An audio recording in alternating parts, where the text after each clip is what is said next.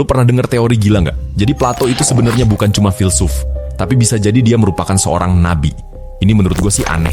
Tapi tunggu dulu, ada beberapa petunjuk yang bikin teori ini masuk akal. Plato itu hidup sekitar 400 tahun sebelum Masehi di Yunani kuno. Dia dikenal sebagai murid dari Socrates dan merupakan seorang guru dari Aristoteles. Tapi ada satu hal yang jarang dibahas.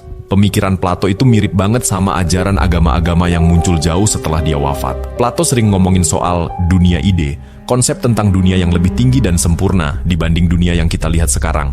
Nah, konsep ini mirip banget sama gagasan surga dalam agama-agama Samawi. Bahkan, Plato juga percaya ada pencipta yang disebut sebagai demiurge, yang mirip konsep Tuhan dalam kepercayaan monoteisme. Yang makin bikin merindingnya lagi, ada teks yang bilang kalau Plato itu sering dapat wahyu dalam mimpinya. Salah satu yang terkenal adalah ketika dia nulis soal Atlantis, peradaban yang katanya hancur karena murka para dewa. Beberapa orang percaya kalau ini bukan sekedar mitos, tapi bisa jadi pengingat soal banjir besar yang ada di hampir semua kepercayaan kuno.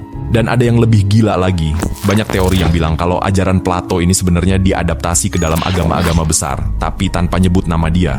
Maksudnya gini, bisa aja Plato sebenarnya dikirim buat menyampaikan pesan ilahi, tapi sejarah sengaja ngubah dia jadi cuma seorang filsuf biasa. Jadi, apakah Plato sebenarnya seorang nabi yang disembunyikan sejarah atau cuma filsuf jenius yang kebetulan pikirannya selangkah lebih maju dari zamannya?